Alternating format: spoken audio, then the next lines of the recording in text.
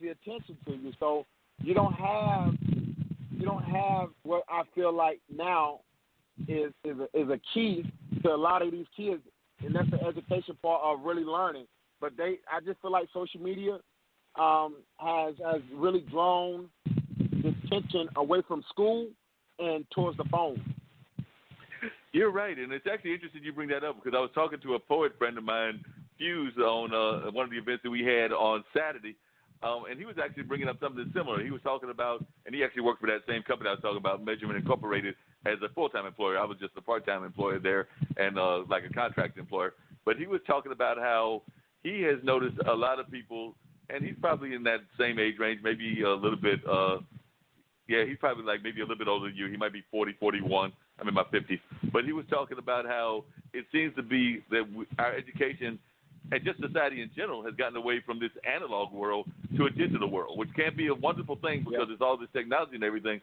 But a lot of us, and including a lot of people just throughout the world, don't necessarily have an understanding of the digital world. They may have the toys, they may have the equipment, but just having the toys and the equipment don't mean that you actually have an understanding of it. So we've moved from this analog to a digital world without a lot of us understanding it, and that's why we have this serious digital divide, because there's a lot of people, like you're talking about, even with the drug culture, even with the digital culture, there's a lot of people that have the understanding of what this thing is about, but the common person does not necessarily have that understanding. Right, and that's true. And so you have people, and that's just be, when we was coming up, you didn't have Google, you didn't have YouTube. So you in order to learn how to do something, you had to read. In order to learn how to build something, you had to have the skill. Now all you got to do is watch a video, and you can pretty much build anything you want to build.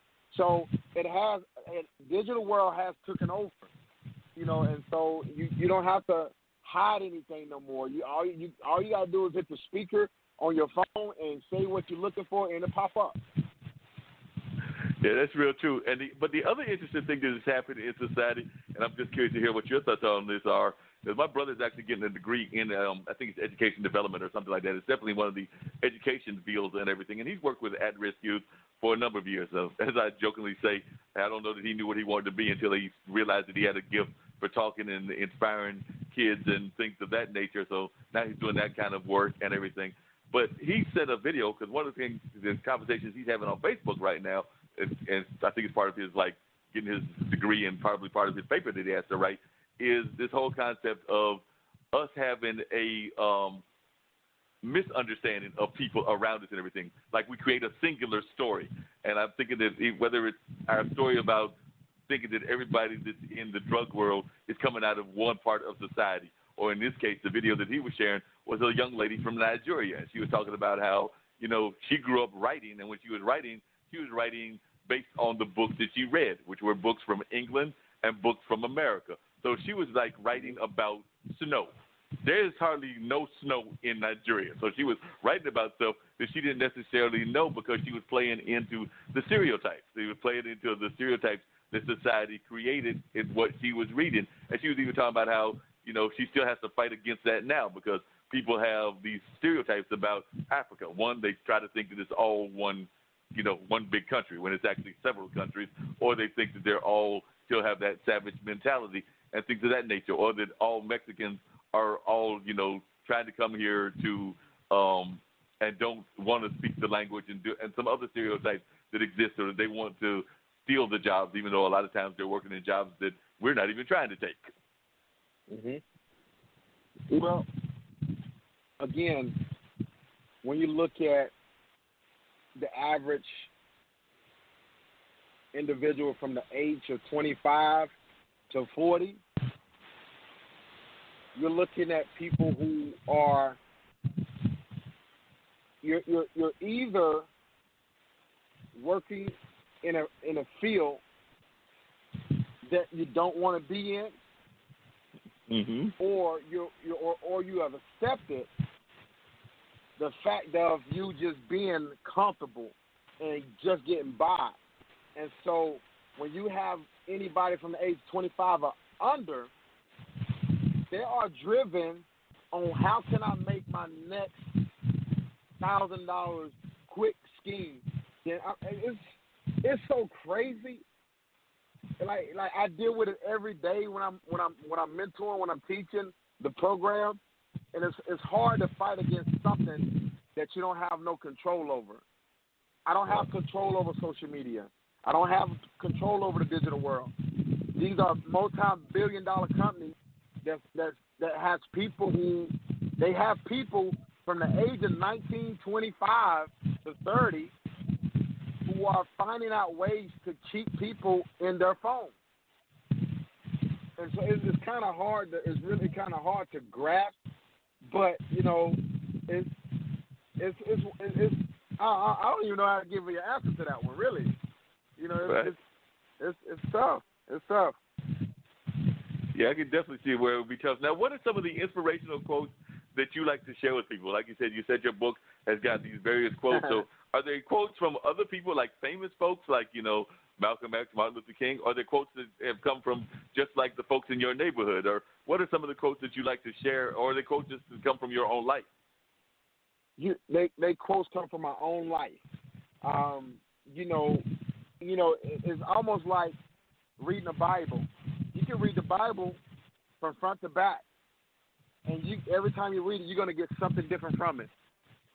And how you interpret it, it all based upon what message you're trying to get out. So a lot of my quotes are self-explanatory, and I always like to share with people, like just giving people just an idea of everything that you're dealing with is because you made some type of conscious decision, either good or bad. You know, it's pretty much me telling somebody that what you receive from others is what normally you put out. So if you put out good, you get good. Not all the times you're going to get what you put out, but how you perceive it, negative or positive, the way you think of it is what makes it whatever it is. And so our mind is a strong muscle, and it's almost like our body listens to what we think and how we feel. Everything is geared toward how we think. And so, like, I'm actually just going to give you, like, one of my messages that I have, and I would just say, like, gravitate towards what makes you happy, what gives you joy. When you're doing whatever it is, make sure that you're doing it with 100% and not living your life based off what other people's opinion is. And so, and it's just like you said, live your life for you. You know, everybody always got something to tell you what's best for you. But if you do whatever it is and you're happy about it, then you do that. And you give it 120% every single day. Yeah, that makes a lot of sense. You're right. A lot of people don't do that even when they get to their 50s, 60s, and I would even argue 70s and 80s. So definitely I think it's a message that can go even beyond those that are considered youngsters or youth or things of that nature because, like I said, I've just turned last Monday 57, and I know some folks that are peers of mine that can still listen to that message on a regular basis. Oh, yes. My audience is so diverse. I have white, black, old, young, different ethnic backgrounds, different religious backgrounds, because everything, I feel like everybody is going through something or have went through something similar. And so it's not like even when I do anything, I try not to focus on one race or one gender. I try to make whatever I do diverse for any and everybody. So I've had people from all the way from Ghana, from London, Hawaii, all around the States. And like I said, just different backgrounds. And a lot of older people support me and not young. Because younger people, their mindset is stuck on, I'm going to wake up today, it's one way, I'm going to wake up tomorrow, it might be a different day. And so you can't keep up with these young people. Yeah, that's real true. They are hard to keep up with because they seem to be doing something different all the time and on a regular basis. That is very true. They do seem to sometimes be hit on overdrive. So you've never lied about that. That's absolutely for sure. And I think we've got another guest that's calling in, but I definitely want to keep you on the line and keep the conversation going because I know we're going to have some other people calling in to join us during the course of the day and everything. But definitely, before we get on to the next guest, and definitely stay on the line, but would you share with us the website and how folks can keep in touch with you? Because, like I said, you have such a powerful message, and I think more and more people need to know about it. Absolutely. the way people can, my website is www.ark, that's A-R-K, Inspire. So that's ARKINSPIRE.com. Then you can also reach me on every social media platform. Instagram, that's ArkInspire81. Social media, Facebook, we have Arkevious J. Armstrong. I'm as well as on LinkedIn, that's Arkevious Armstrong. Our clothing line is ArkInspireShop.com. And again, you can also reach that through my social media pages. We have an Instagram page, which is apparel.i. Again, that's apparel.i.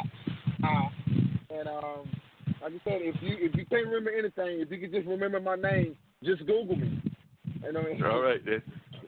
Sounds great. And like I said, I definitely want to get to the next guest, but I want you to stay on the line. But before we get you off, I was just curious. You are in Charlotte. Charlotte is a very active sports community with the Panthers, the basketball team, and everything else that's out there. I was wondering, have you had any luck in terms of connecting with the athletes and the sports world? Because I know a lot of times those are people that seem to have the ears of our youth and everything. So I was just wondering if you've had any luck in terms of connecting with those people. I have and I have not. And Charlotte is a very diverse but competitive county. It's very competitive, and it's not to throw shade or belittle anyone, but a lot of the athletes, they have certain people who they deal with, and a lot of their managers normally deal with certain organizations. So if you meet somebody, it's like you meet them, but it's so hard to get people if you're not going to their event, and you just got to do a lot. You got to do a lot, you know. But it all boils down to networking. So I do a lot of networking. Yeah, networking is definitely very important. And like I said, definitely glad to have you on this show to continue the networking. Hey, Dean, what are you thinking? Like I said, you've been involved in this field, so want to hear a little bit about your comments on this, and then also bring in our next guest. Well, I mean, you know what? For me, man, it's good to see individuals take a mistake, learn the lesson, and then have positive change from it. So I salute you, my brother, for, breaking that cycle and not being stuck in that rut where you get out, you go back in, and you do that for the rest of your life.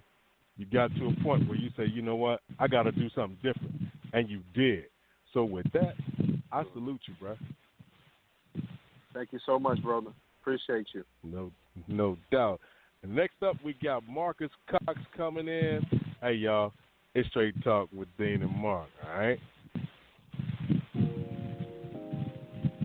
This is Nikki Hall, founder of Simply Radiant LLC, a woman with great passion and skill to make you look and feel better.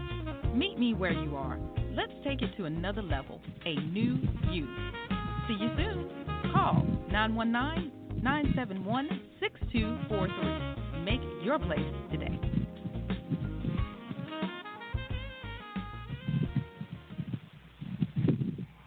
All right, we're back. Mr. Cox, welcome to Straight Talk with Dean and Mark. How are you this evening, sir? Hey, how you doing, man? I'm doing good. Doing good. I'm sure you can relate to what Mr. Armstrong was talking about, because he was talking about having lived in some rough parts of the world and everything. I know you're out of Raleigh, Durham, and trying to make some moves in the music business and other kinds of businesses with entertainment. So I was just wondering if you heard any of his conversation and what you thought about that conversation and how it parallels to what you've been going through in your life and creating your entertainment brand. Yeah, well, I do comedy. But yeah, no, I was listening in on everything you were saying. I was in the 90s, it's pretty rough around this area, so I definitely saw all the gun use, the murder and things like that. And I agree with everything you said about social media nowadays. Kind of taking over the kids' way of thinking and how they outfit and stuff like that. So he's definitely hit a lot of good points. Yeah, definitely. So what got you into comedy and everything? And you're right, I was thinking about the other Marcus Cox that does entertainment and everything in terms of music, but you definitely have been in comedy for a minute. What got you into the comedy world, and what did you think of it when you got into the comedy world in terms of like what drew you into this field? And